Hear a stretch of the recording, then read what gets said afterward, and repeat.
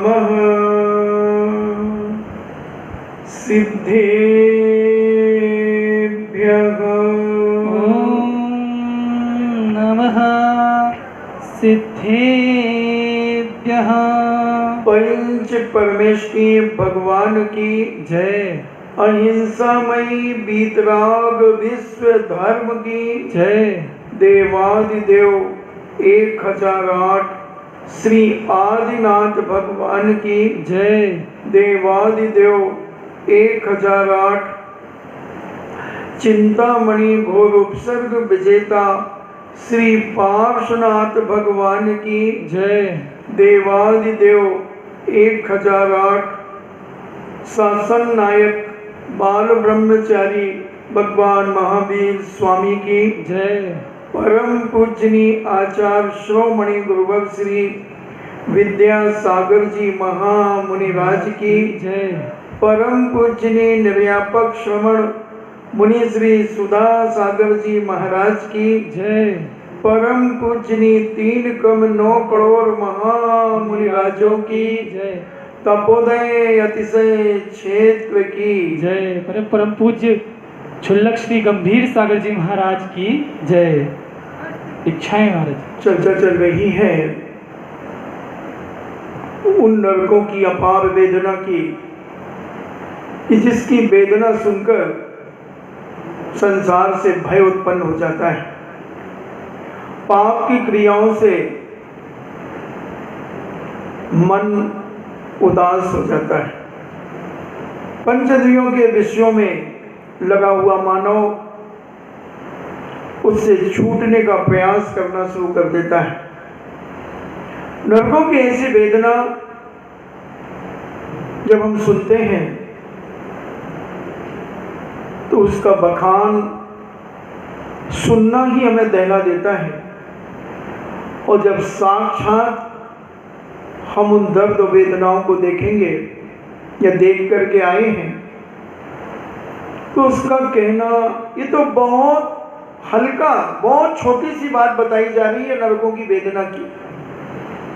अगर जब वहां का दृश्य अपनी सगी आंखों से और अपने जीवन पर किए हुए प्रहारों को जब हम देखेंगे और उनको सहन करेंगे, तब का बखान करना, एक मीठे का बखान करना और एक मीठा खाकर उसका अनुभव करके बखान करना, दोनों में बहुत अंतर होता है। तो जो नरकों में अभी वेदना को सहन कर रहे हैं, अगर उनके मुख से यह सुना जाए तो मैं नहीं समझता कि आदमी सुन पाएगा। हो सकता है कि ऐसा डिप्रेशन में आ जाए, वहीं चक्कर खा के गिर जाए, बेहोश हो जाए, ऐसा डिप्रेशन में आ जाए कि स्वयं सुसाइड कर दे। तो ऐसी अनेक अनेक प्रकार की वेदनाएं उन नारकियों के द्वारा नरकों में उत्पन्न कराई जाती है। एक दूसरा नारकी किस प्रकार से क्या करता है, अपन इस पर विचार करते हैं। और क्या उनके जीवन में घटता है, तो पंडित दौलत राम जी ने जो 6 डाला लिखी है उसमें इस वेदना का वर्णन उन्होंने बड़े तरीके से, बहुत व्यवस्थित तरीके से किया। अब वो कहते हैं कि नरकों में अन्य नारकी और असुर कुमार देवों के द्वारा किस प्रकार का दुख दिया जाता है, वह विचार करते हैं। तिल तिल करे देह के खंड, असुर भिड़ावे दुष्ट प्रचंड, सिंधु नीर ते प्यास न जाए, तो पण एक न बूंद लहाए। दौलत राम जी कह रहे हैं कि नरकों के अंदर जो असुर कुमार जाति के देव वहां पहुंच जाते हैं और नारकियों के शरीर के तिल तिल के बराबर टुकड़े कर देते हैं। ऐसे आपस में कलह कराते हैं, ऐसे एक दूसरे को भिड़ाते हैं और इतने छोटे छोटे टुकड़े कर देते हैं, इतने छोटे छोटे कि उनके दूसरे टुकड़े ना हो सके। ऐसे पूरे शरीर के टुकड़े कर देते हैं। कल्पना करना, जैसे एक चिट्ठी का कागज हम फाड़ते हैं, फाड़ते चले जाते हैं, फाड़ते चले जाते हैं। कोई ऐसी गुप्त चिट्ठी होती है, उसका कागज हम फाड़ते चले जाते हैं और कब तक फाड़ते जाते हैं, जब तक वो फटता चला जाता है। ऐसे नारकी जीवों को असुर कुमार जाति के देव उनके टुकड़े टुकड़े कर देते हैं, इतने छोटे टुकड़े कर देते हैं कि उसका दूसरा टुकड़ा ना हो सके। ऐसी वेदना से वहां का नारकी तड़पता है, दुखों को सहन करता है और आपस में लड़ते रहते हैं, इतने भयंकर। और फिर कहते हैं सिंधु नीरते प्यास न जाए।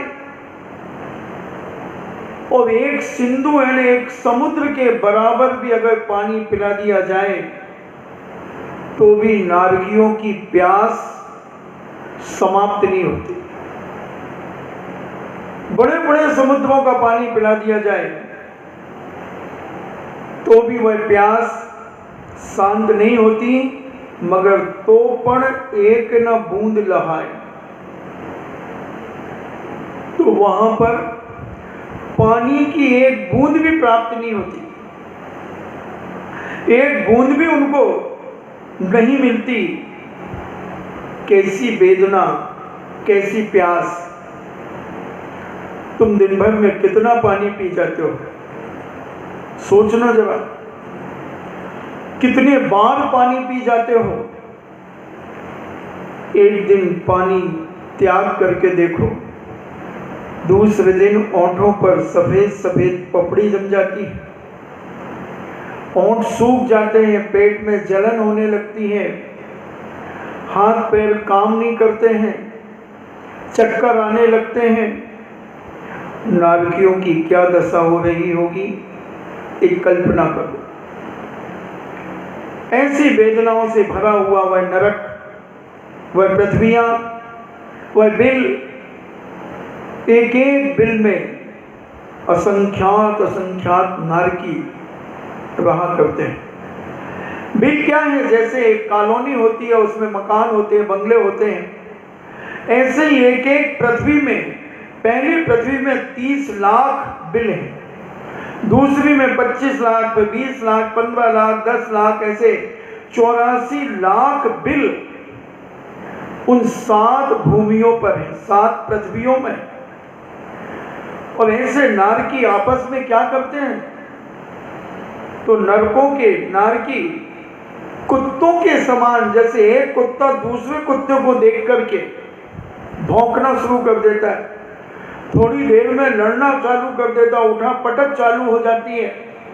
ऐसा नारकी, जैसे ही नारकी पर दृष्टि पड़ती है, परस्पर पर लड़ना शुरू कर देते हैं और ऐसी भयंकर लड़ाई लड़ते हैं, खूना खून कर देते हैं। खून तो वो सब विक्रिया से करते हैं और ऐसे फाड़ देते हैं, एक दूसरे को तहस नहस कर देते हैं और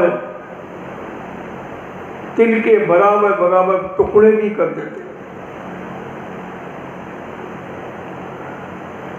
और नारकियों के वैक्रिक शरीर होने के कारण वो पुनः जुड़ जाते हैं। जैसे पारा होता है, आप पारा को बिखरा दें, मोती बन बन करके ऐसा फैल जाएगा और कागज में या किसी प्लेट में इकट्ठा कर लें, वो जुड़ जाएगा। ऐसे ही उन नारकियों के शरीर पुनः जुड़ जाते हैं, मिल जाते हैं और वो तिल तिल बराबर जो टुकड़े हुए हैं, वो नारकी पुनः शरीर रूप में परिवर्तित हो जाता है। पारे का उदाहरण बिल्कुल सही बैठता है कि आप जब शिलान्यास मंदिरों के करते हैं तो पारा के ऐसे अलग अलग बिखर जाता है और फिर एक साथ इकट्ठा हो जाता है। ऐसे उन वैकृत शरीर के कारण उनका शरीर पुनः मिल जाता है। ऐसी अनेक अनेक प्रकार की वेदनाएं, अनेक अनेक प्रकार की वेदनाएं उनके जीवन में उत्पन्न होती हैं और वो पारे के समान, जल की रेखा के समान पुनः तिल के बराबर टुकड़े होने के बावजूद भी वो शरीर पुनः बन जाता है। कितनी मारकाट, इतनी मारकाट होने के बाद भी जीव वहां अकाल में नहीं मरता,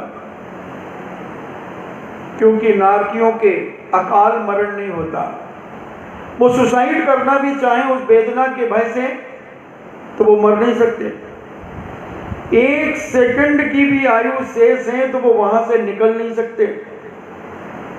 ऐसी वेदनाओं से युक्त उनका जीवन वहां पर रहता है। और ये असुर कुमार जाति के देव नारकियों को दुख नहीं देते, परंतु वे दूसरे नारकियों से, जो अंबाबरीस जाति के जो देव हैं, वो उन्हें संक्लेश परिणाम कराते हैं।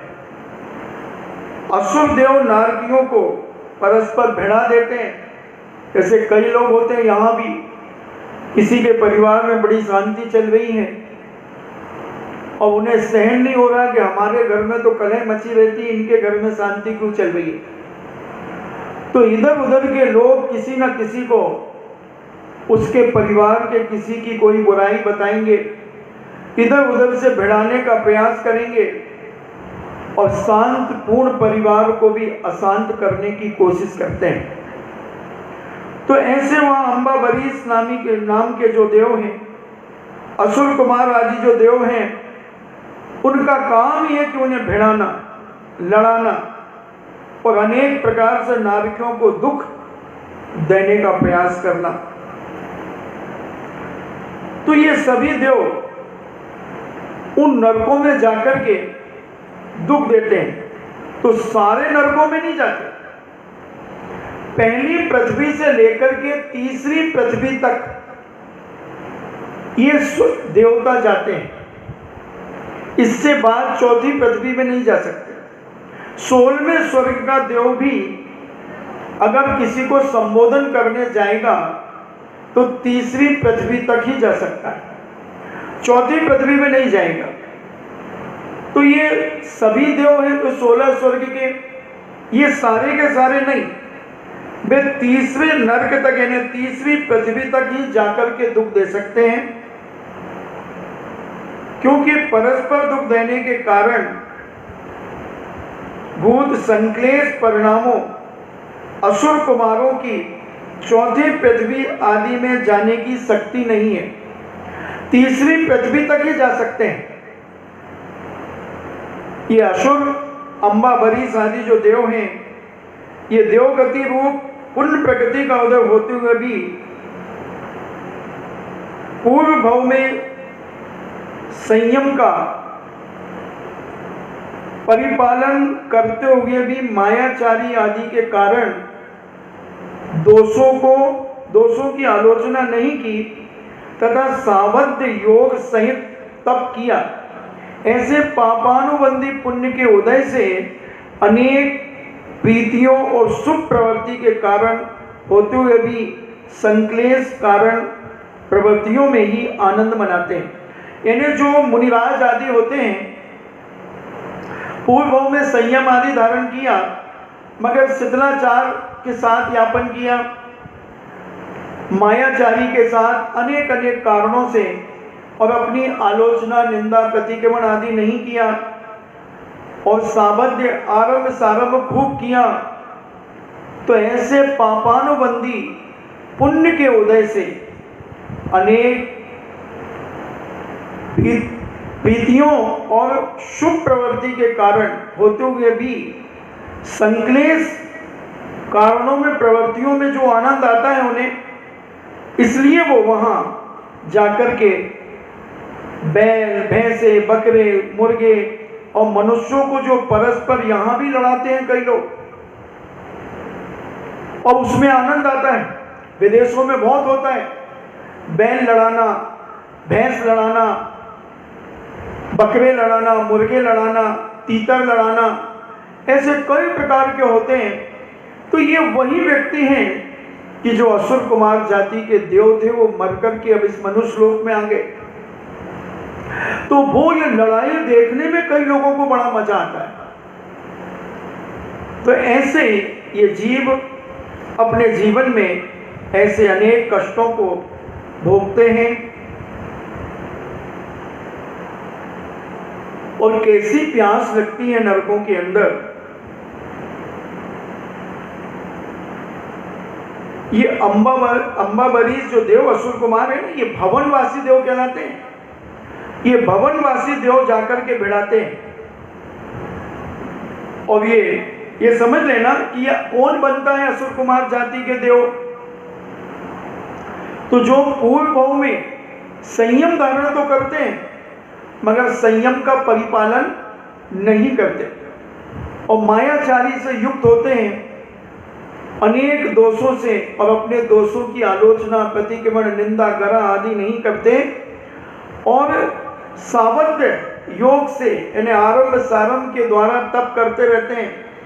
तो उस पापानुबंध के कारण ये अंबाबरीश जाति के, असुर कुमार जाति के देव बन जाते हैं। ये मुनिराज आदि जो शीतलाचारी होते हैं, आरंभ सारंभ सावध्य क्रियाओं में लगे रहते हैं, धर्म की तो चर्चा नहीं, केवल इधर उधर के चक्कर में पड़े रहते हैं। तो ऐसे व्यक्ति वहां जाकर के लड़वाते हैं। जो यहाँ पर भी हमने अभी जैसे कहा, कुत्ते लड़वाना, गाय भैंस लड़वाना, तोता लड़वाना, अनेक अनेक पशु पक्षियों को लड़वाना, तो ये सब उधर के अंबाबरीश जाति के देव जब मरकर के इधर मनुष्य आदि में बनते हैं तो यहाँ भी लड़ाई करवाते हैं। किसी के घरों में भिड़वा देते हैं, लड़ाई करवा देते हैं। सुख शांति चल रही थी परिवार में, वो भिड़ा देते हैं। तो ऐसे तो प्यास कितनी लगती है। तो उन पृथ्वियों में जो नारकी रहते हैं उनको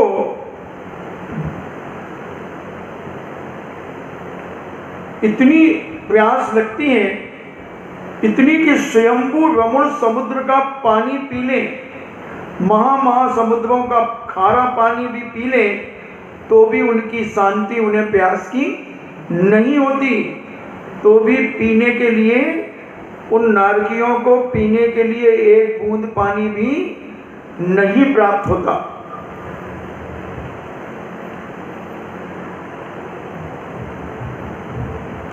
उनकी ऊंचाई कैसी कितनी होती है नारकियों की। तो नरकों में नारकियों की जो शरीर की ऊंचाई है, प्रथम पृथ्वी के नारकियों की ऊंचाई 7 धनुष 3 हाथ 6 अंगुल है और एक धनुष जो होता है वो 4 हाथ का होता है, यानी 6 फुट का होता है।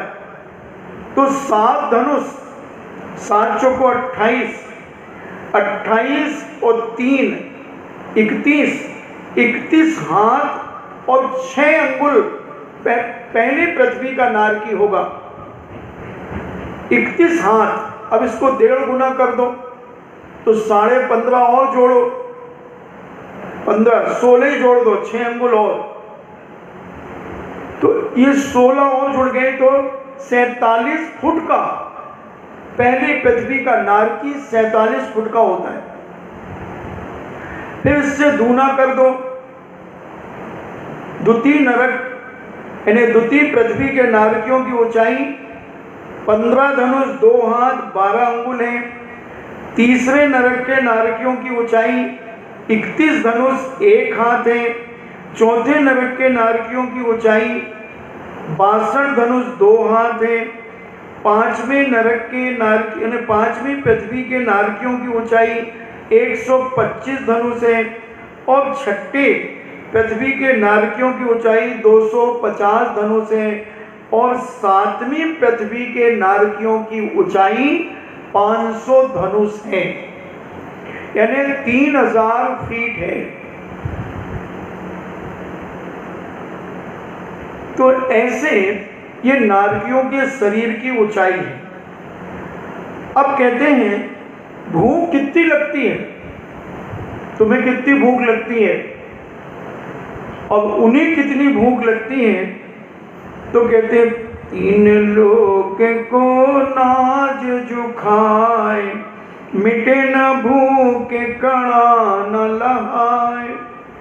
ये दुख बहु सागर लो सहे, कर्म जोग ते नर गति लगे।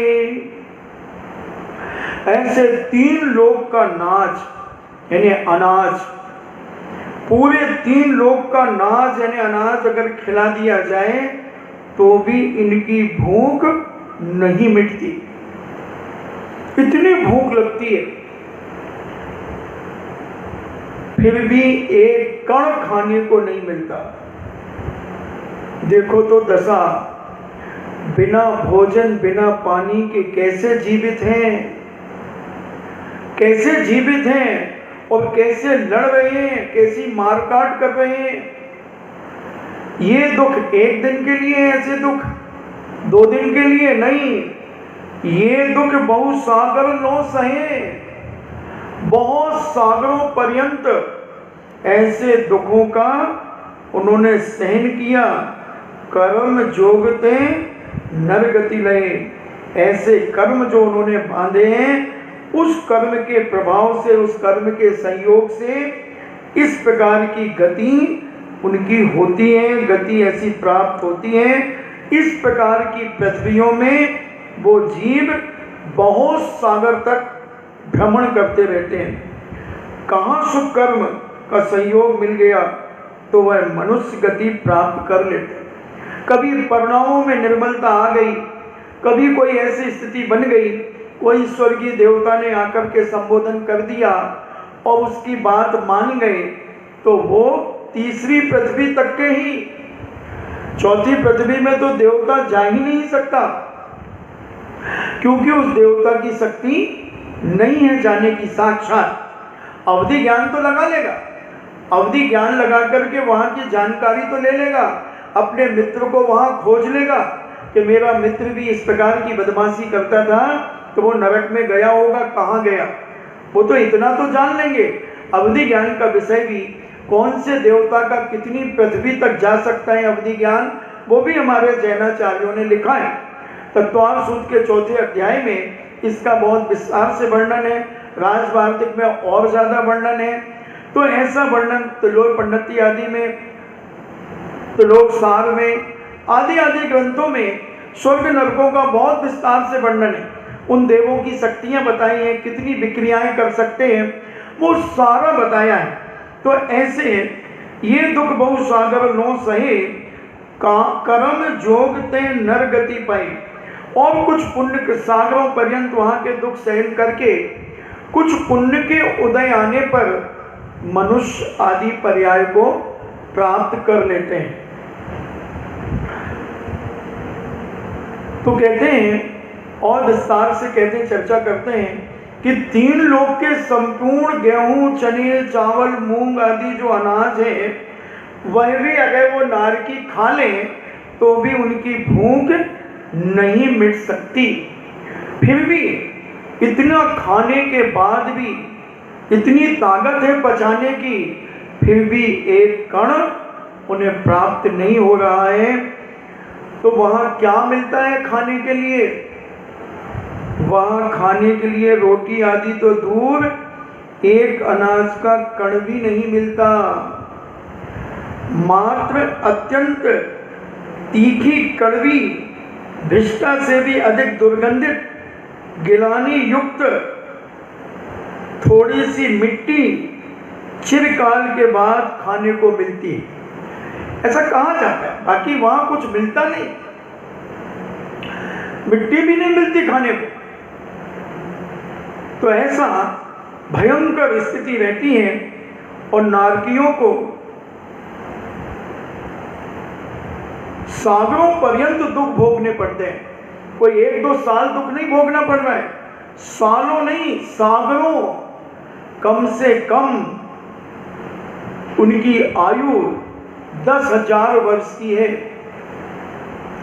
पहली पृथ्वी में जो नारकी हैं, उन नारकियों की आयु कम से कम 10,000 वर्ष प्रथम नरक के प्रथम पृथ्वी के नारकियों की, और अधिक से अधिक एक सागर, जो पहली पृथ्वी है 10,000 वर्ष से लेकर एक सागर पर्यंत पहली पृथ्वी के नारकियों की आयु हुआ करती है।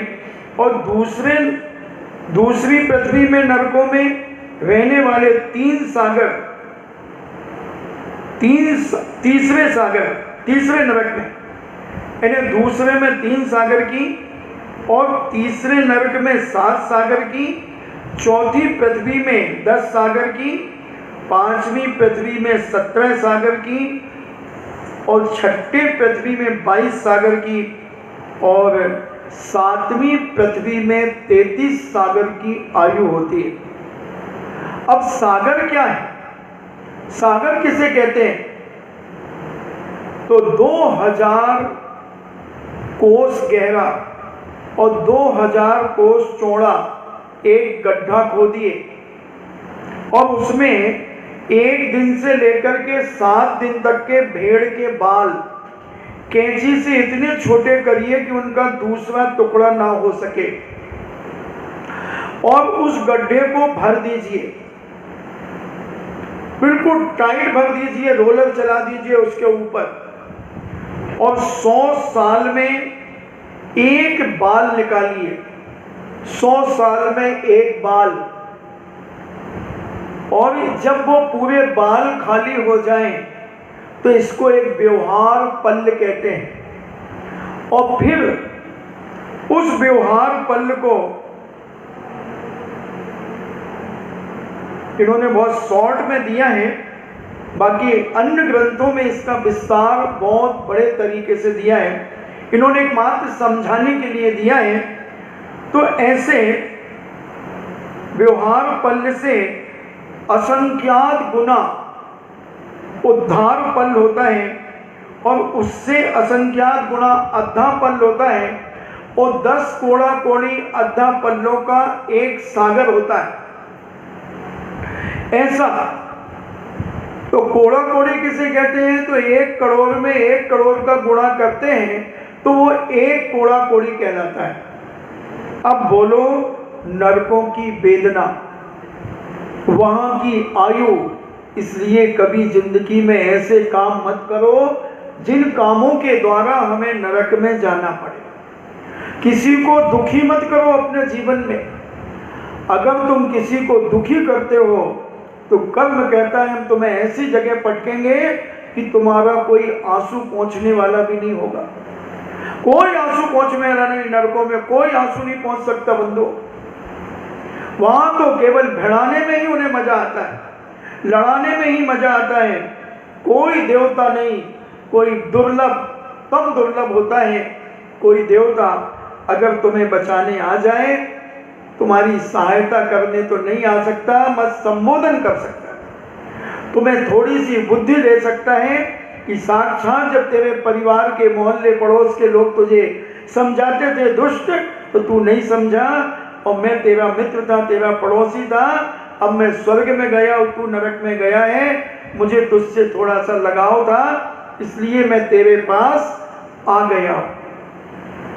नरकों में समझ जाए आदमी, यहाँ नहीं समझ पाया तो नरकों में समझ जाए।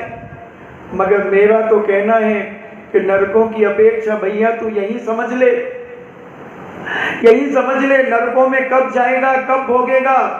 इसलिए यहीं अपने परिवार की, अपने समाज की, अपने लोगों की बातें मान करके अपने जीवन का शुद्धिकरण कर ले, अपने जीवन की पवित्रता धारण कर ले, तो तेरे जीवन में ये दुख आएंगे ही नहीं, आएंगे ही नहीं। क्योंकि ऐसे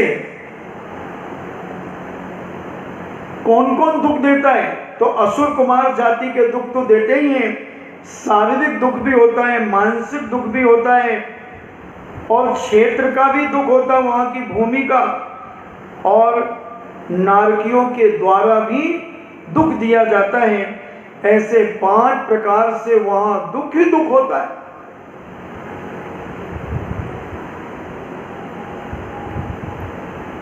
तीसरे नरक तक असुर कुमार जाति के देव जाकर नारकियों की पूर्व भाव का बैर याद दिलाते हैं और उन्हें लड़ाने के लिए प्रेरित करते हैं। उन्हें याद दिलाते, देख ये तेरी माँ है ना, हाँ तो तेरी माँ तेरी आंख फोड़ रही थी, तुझे पता है? नहीं नहीं, मेरी आंख कैसे फोड़ेगी? अरे देख तू, तो उसे अवधि ज्ञान लगाएगा वो, तो अवधि ज्ञान से देखेगा कि उसकी माँ की उंगली काली है, काजल लगा रही बेचारी माँ, पैरों से दबाई है बच्चे को और आंख खोल करके काजल लगा रही, वो दृश्य दिखाएगा अवधि ज्ञान के माध्यम से।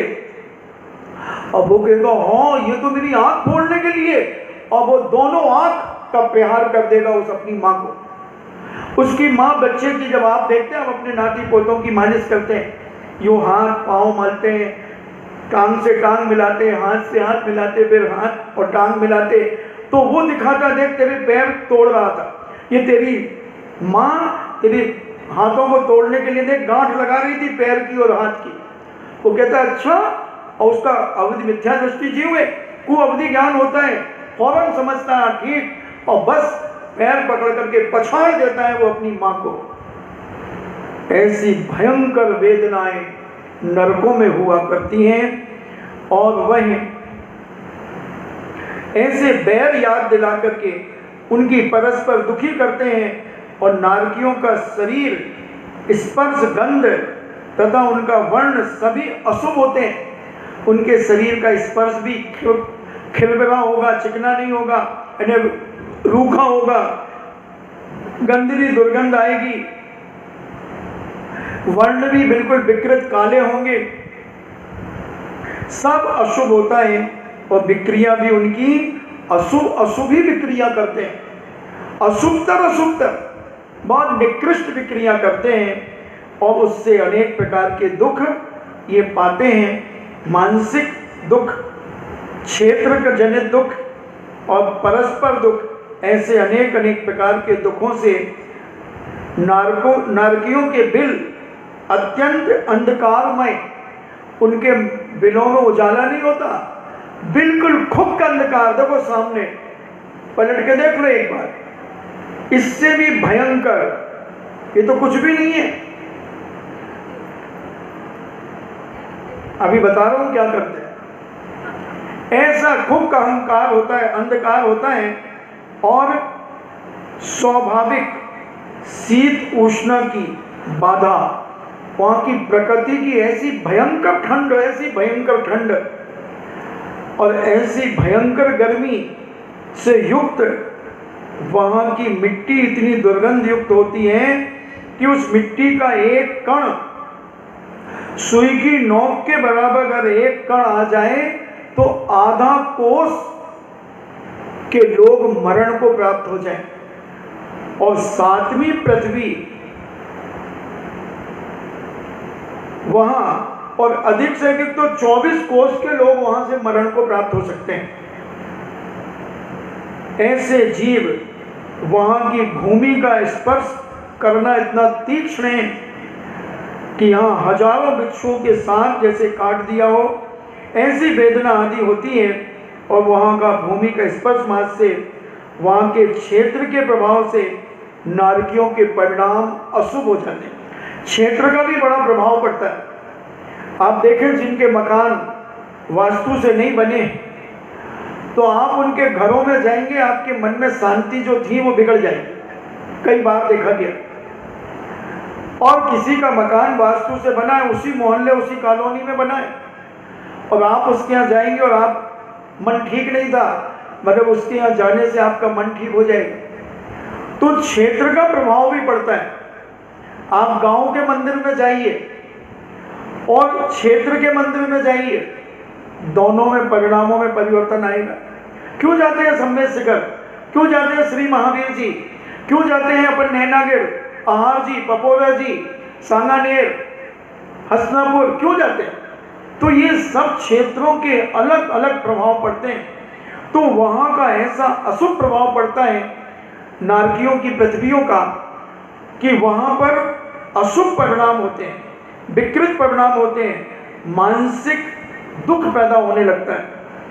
इतना मानसिक दुख होता है, नारकी हर समय सोचता रहता है कि इस दुस्सह दुखों का छुटकारा कब मिलेगा, इस सेमल वृक्षों के पत्तों की मार से कैसे बचूं, कब मरूंगा, इस बैतरणी नदी की वेदना कैसे सहन करूं, अब कहाँ जाऊं, इस प्रकार का विचार करता रहता और दुखी होता रहता है।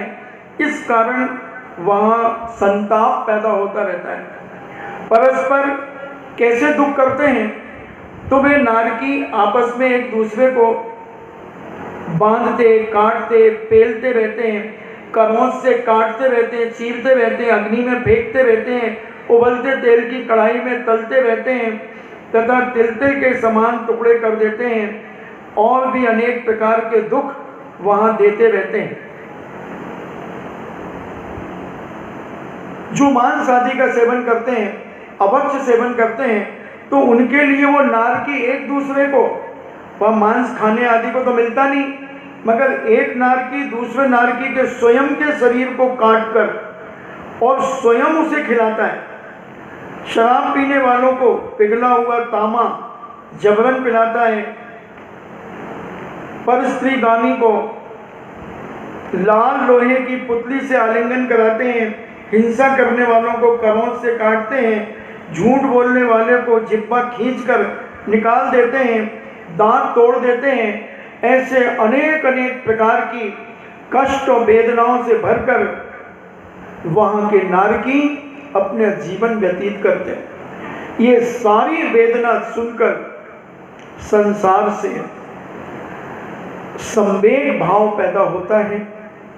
हे भगवान, ये नरकों में हम ऐसा सब भोग करके आए हैं, इतनी लड़ाई कसाएं, एक दूसरे के प्रति इतना अत्याचार और अनीति। हे भगवान, अब हम ऐसा साधारण जीवन जिएंगे, हम अपने जीवन में व्रती बनकर के या सम्यक दर्शन को प्राप्त करके कम से कम अपनी जिंदगी को बिताएंगे, और हो सके तो 2 प्रतिमा धारण करके बिताएंगे, जिसमें इस नरकों में जाना ही ना पड़े। ऐसी अनेक वेदनाओं से भरा हुआ नारकियों का जीवन, 84 लाख बिलों से युक्त 7 पृथ्वियाँ, जहाँ इस प्रकार से दुर्दशा व्यक्ति के, नारकी के जीवन की होती है, और नरक से निकलकर कोई पुण्य के उदय से किन कारणों से उत्पत्ति मनुष्य की गति में होती है, तो कहते हैं आयु बंध के काल में स्वभाव में अगर सरलता आ जाती है और उपद्रव आदि, आरंभ आदि कम कर लेता है, तो वह जीव मनुष्य गति को प्राप्त हो जाता है। तो मनुष्य गति क्या है? तो मनुष्य गति और मनुष्य आयु के उदय से मनुष्य पर्याय जो प्राप्त करता है, वह मनुष्य गति कहलाती है। अब ये मनुष्य गति के भी दुख हैं। क्या कह रहे हो महाराज, मनुष्य गति के हमें तो कोई दुख ही नहीं है, हम तो बहुत आनंद में हैं। अब सुनो, मैं बताता हूं, तुम अपने हिसाब से तो बहुत आनंद में हो मनुष्य गति में, मगर उसके बाद भी दुख कभी ना कभी तो आ ही जाता है। तो अब हम तुम्हारे मनुष्य गति के दुख बताने का प्रयास करेंगे। तो वो कहते हैं दौलत राम जी, जननी उदर बसो 9 मास, अंग सकुंचते पाई त्रास, निकसत जे दुख पाए घोर, तिनको कहत न आवे और। जननी उदर, जननी यानी माता, माता के उदर में 9 महीने बसा है, 9 मास रहा है। कैसे रहा है? विचार तो करो, एक सीमेंट की बोरी में अगर तुम्हें बंद कर दिया जाए तो रह जाओगे? सीमेंट की बोरी में बंद कर दिया जाए और ऊपर से मुंह बांध दिया जाए, बोलो कैसे रहोगे? अंग सकुल से पाई त्रास, इन्हें हाथ पैरों को संकोच करके उसकी वेदना पाई है। और माता सोती है तो कितना दर्द, कितनी वेदना उस गर्भ के बच्चे को, इधर उधर जा रही है, कितना दर्द, कितनी वेदना, उसकी क्या क्या हरकतें, उस बच्चे की सारी वेदना वो बच्चा 9 महीने गर्भ में सहन करता है। क्या खा रही है, क्या पी रही है, उसका रस उस बच्चे के ऊपर जा रहा है और उस रस के माध्यम से चटपटा खा लिया उस माँ ने तो वो चटपटा रस, तिक्त रस उस बच्चे पर गिर रहा है, बूंद बूंद बूंद बूंद। भगवती आराधना में पूरे 9 महीने की दशा बताई, कैसे रज और वीर का कैसे मिश्रण होता है, फिर वो काला काला गोल बनता है, फिर धीरे धीरे उस पर वो रस गिरता चला जाता, वो बढ़ता चला जाता, भूण सारी दशा। मनुष्य गति के दुख भी बड़े भयंकर हैं, बड़े भयंकर हैं। तो कहते हैं मनुष्य गति में बहुत दुख हैं। यह जीव मनुष्य गति में माता के गर्भ में 9 महीने तक जहाँ शरीर के सुकड़े रहने से कष्ट पाता है। कई बार माँ उल्टा सीधे तरीके से सो जाती है, बच्चे के अंग दब जाते हैं तो आड़ा तिरछा हाथ पैर हो जाते हैं, कई बार मुंह तिरछा हो जाता है, ऐसी दशा हो जाती। एक बच्चे का हाथ छोटा है, एक बच्चे बड़ा हाथ है, तो डॉक्टर ने बताया कि इसकी माँ ऐसे करवट से सो गई तो वो बच्चे का हाथ अंदर ही अंदर दबा रहा, वो विकसित नहीं हो पाए, छोटा सा हाथ। तो ऐसे अनेक प्रकार के सुकड़े रहने पर, और जब वह बच्चा 9 महीने के बाद 9.5 महीने 10 महीने तक बच्चा गर्भ में रह सकता है, जब वो जन्म लेता है तब उस समय कितनी वेदना ये तो वो माँ जानती है और बच्चा जानता है और कोई नहीं जानता बंधु। उस वेदना को निकसत ये दुख पाए घोर, दिन को कहत न आवे और, यानी कोई उन दुखों को बखान नहीं कर सकता। ऐसे भयंकर दुख इस मनुष्य जाति के, मनुष्य जन्म के।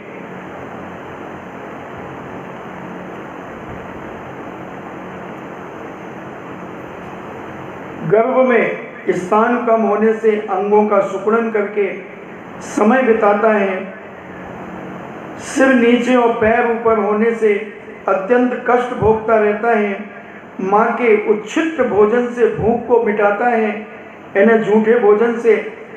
माता के गरम गरम तथा चटपटे पदार्थ खाने से शरीर में संताप दाल उत्पन्न होती है। वो कई बार ऐसा तिक्त भोजन कर लेती है तो उस बच्चे के शरीर में भी चमड़ी पर कई प्रकार की विकृतियां उत्पन्न हो जाती हैं। जन्म से कई बच्चों की चमड़ी के ऊपर अनेक प्रकार के चर्म रोग हो जाते हैं। तो ऐसे अनेक प्रकार की वेदनाओं से भरा हुआ वह मनुष्य गति का, और कभी कभी माँ के निमित्त से गर्भ अवस्था में ही जीव मरण को प्राप्त हो जाता है। कभी किसी कारण से जहर फैल जाता है गर्भ के अंदर और बच्चा मर जाता है। मनुष्यों के जन्म के काल में प्रसव की जो वेदना होती है उसका वर्णन कोई नहीं कर सकता, क्योंकि प्रसव काल में इतनी वेदना होती है कि सहन नहीं कर सकने के कारण कई बार माता का भी और संतान का भी मरण हो जाता। तो ऐसे जन्म के दुख। अब बालपने के दुख सो देख लो। बालपने में ज्ञान न लयो, तरुण समय तरुणी रते वहो, अधम तक सम बूढ़ापनो, कैसे रूप लखे आपनो। कहते बालपने में, लड़कपन में इधर उधर की बदमाशी करने में समय निकल गया, और उसे अज्ञानता के कारण कुछ पता नहीं चला, बालपने में ज्ञान न लो, यानी बालकपन में, किशोर अवस्था में उसे ज्ञान नहीं होने के कारण वह अपने जीवन का इधर उधर के लड़कपनों में, इधर उधर उचक कूद में, खेलने में समय बिताता रहा अज्ञानता के कारण। और तरुण समय तरुणीगत रहो, और जब जवानी में आया तो शादी विवाह आदि करने के बाद अपने ग्रस्त जीवन में मस्त हो गया। अर्ध में तक समय बूढ़ापनो, और जब बुढ़ापा आया 40 के बाद सारी हेकड़ी खत्म हो जाती है आदमी की। 40 तक तो खूब हेकड़ी करता है, और 40 के बाद दुनिया की चिंताएं चिता जैसे जलाने लगती हैं। पढ़ाना लिखाना, अनेक अनेक प्रकार के कार्यों की, शादी ब्याहों की चिंताएं, तो ऐसे। और फिर अर्ध में तक सम बूढ़ा बनो, और फिर आधा मरा सा जीवन हो जाता है, बुढ़ापे का जीवन आ जाता है, बुढ़ापे के तुल्य हो जाता है। ऐसी दशा में यह जीव अपना स्वरूप कब पहचानेगा, कब जानेगा? बालपना, इसलिए हमारे आचार्य श्री कहते हैं धर्म 55 में नहीं होता, धर्म बचपन में होता है। और जिसने बचपन में धर्म कर लिया उसका 55 बहुत अच्छा बीतता है, बहुत अच्छा बीतता है। इसलिए अपने धर्म को बचपन से, अपने बच्चों को धर्म बचपन से सिखाओ। तो ऐसा 3 अवस्थाएं हैं मनुष्य के जीवन की। एक बचपन जिसे बाल अवस्था कहते हैं, एक यौवन, और तीसरा बुढ़ापा। ऐसे इनकी वेदना, इनके दुख, तो भूख प्यास आदि लगने पर वचनों से व्यक्त करने की सामर्थ्य नहीं होने के कारण भूख आदि को सहन करना। बाल अवस्था में छोटा बच्चा है, भूख प्यास लगी है, रो रहा है, चिल्ला रहा है, कोई समझ नहीं पा रहा, कहीं दर्द है, कहीं तकलीफ है, कान दुख रहा है, कहीं पेट दुख रहा है, वो बच्चा बोल के नहीं जानता और रो रहा है। अब तुम कहीं ये सिकाई कर रहे हो, कहीं वो कर रहे हो, क्या हो गया, क्या हो गया, आजा आजा आजा, कहीं इधर घुमा रहे, कहीं वहां घुमा रहे, कहीं छत पे ले जा रहे, और वो चुप ही नहीं हो रहा, चुप ही नहीं हो रहा। डॉक्टर भी कहता समझ में नहीं आ रहा क्या तकलीफ। ऐसी वेदनाएं भूख प्यास की आदि के और वचन से कह नहीं पाने के कारण अनेक प्रकार की वेदना सहन करता है। रोग बीमारी होने के कारण माता को जानकारी नहीं हो पाती, तो माता उल्टा सीधा इलाज करती रहती हैं, दवाइयाँ देती रहती हैं और रिएक्शन और कर जाती है।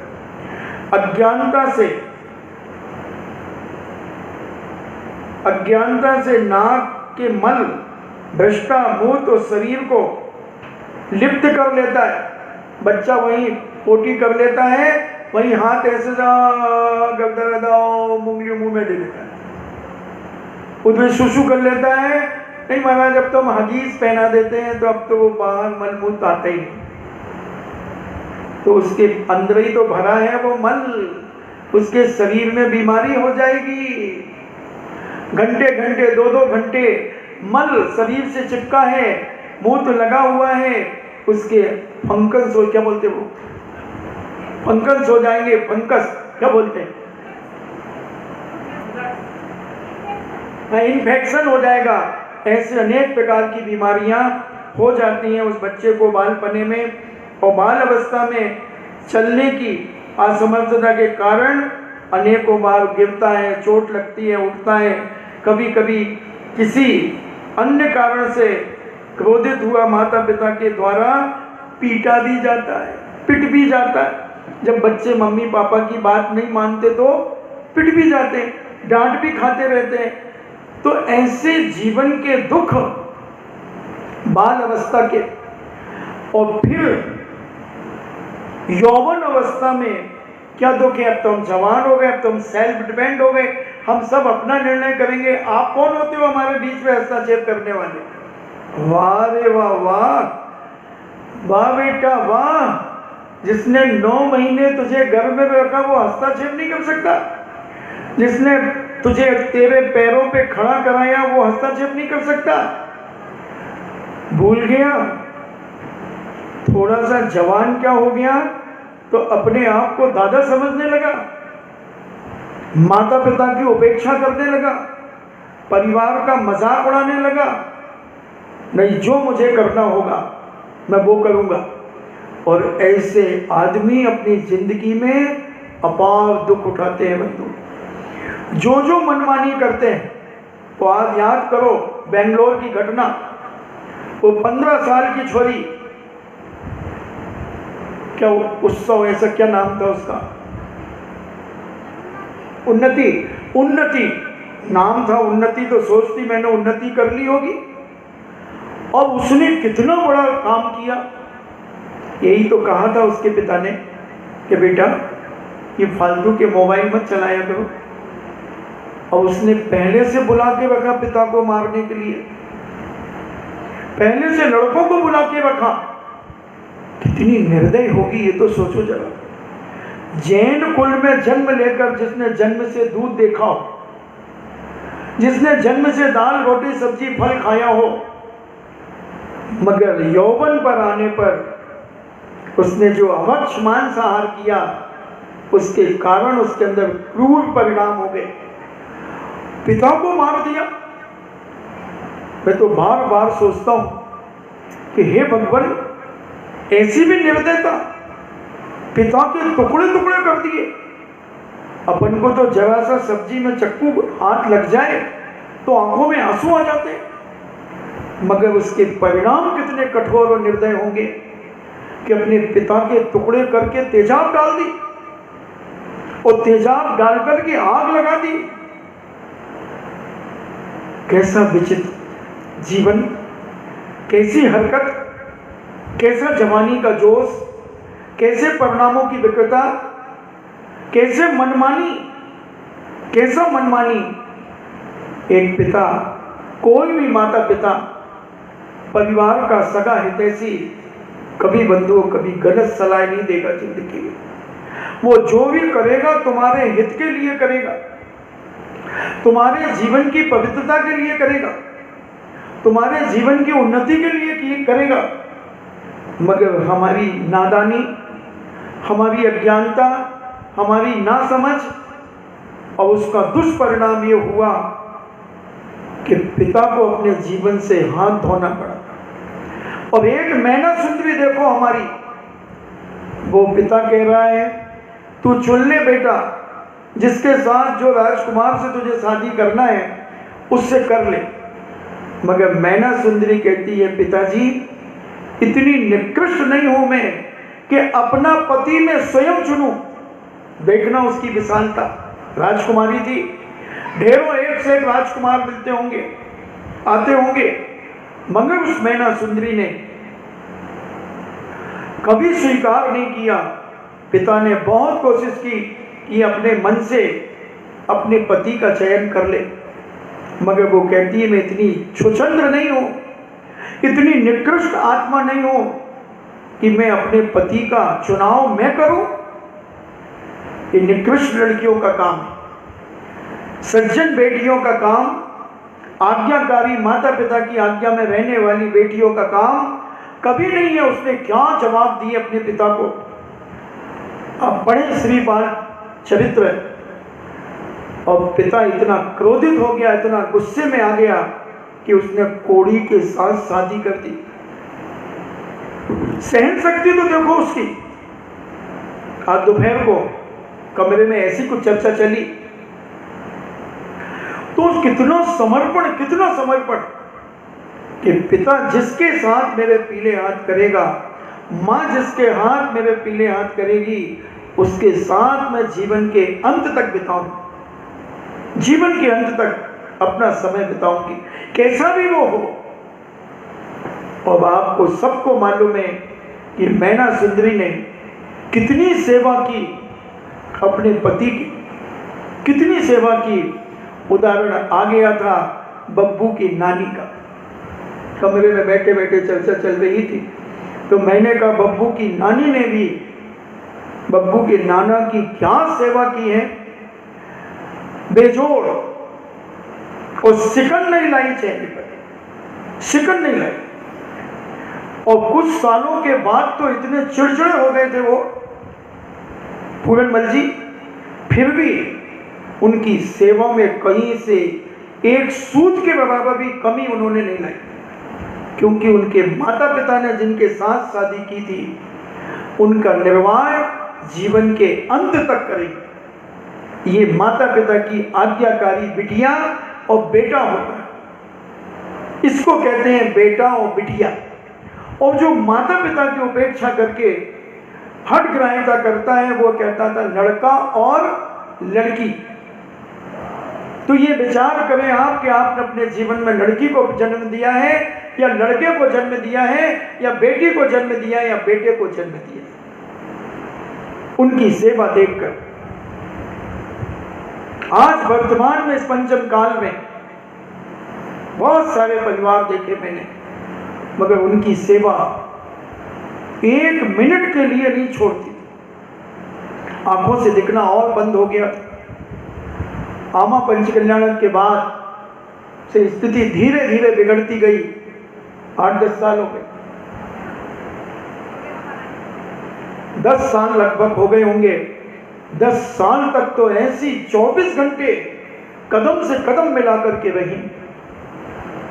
इसे कहते हैं माता पिता की आज्ञाकारी बिटिया।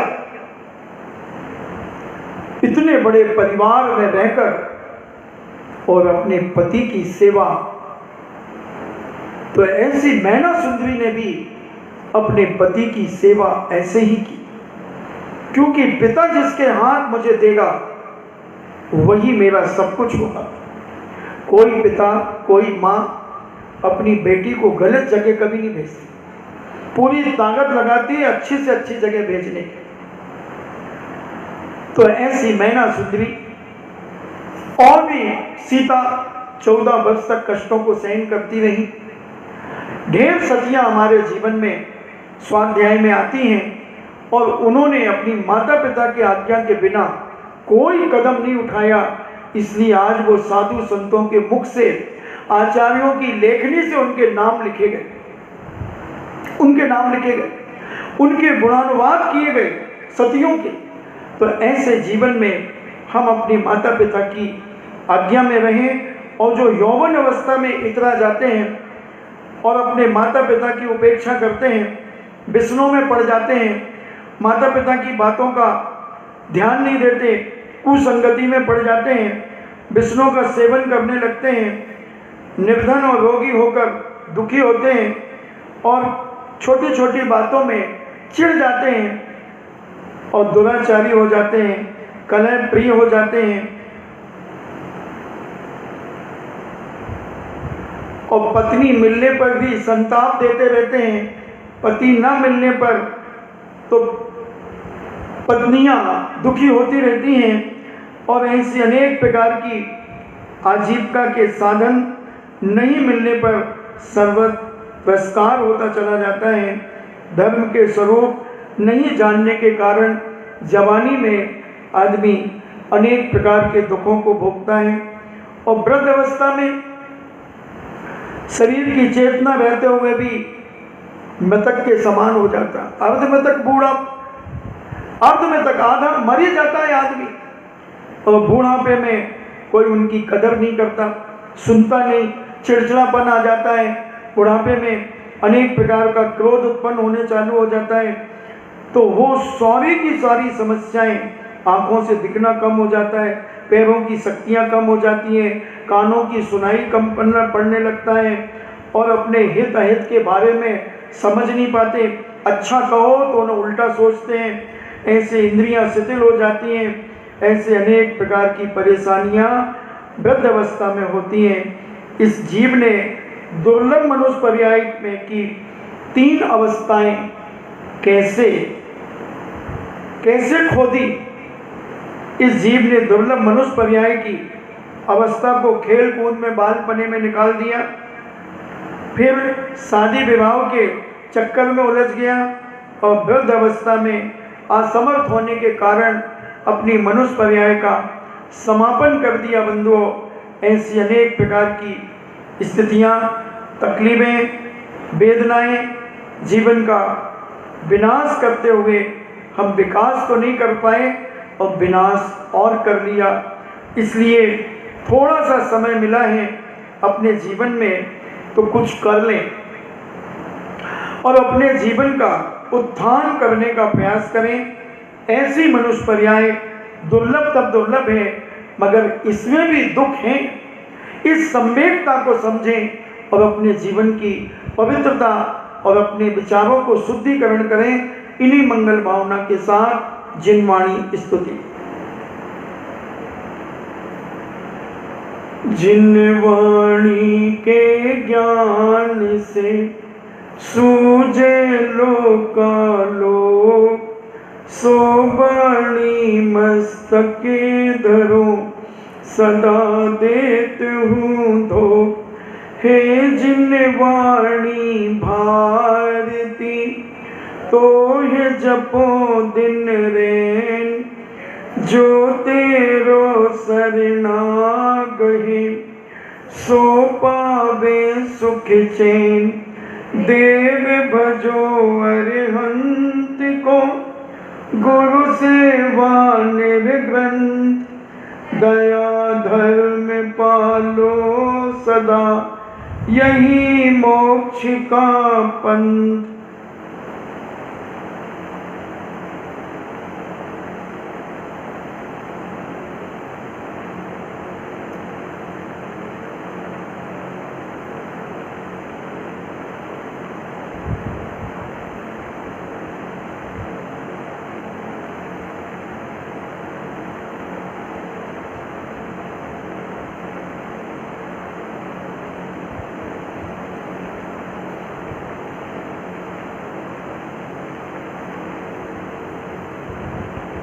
परम पूजनी द्वादशांग जिनवाणी माता की। सुत देवता, सुत देवता, सुत देवता, जैनम जैतु शासनम, जैनम जैतु शासनम, जैनम जैतु शासनम। इच्छा है हमारी।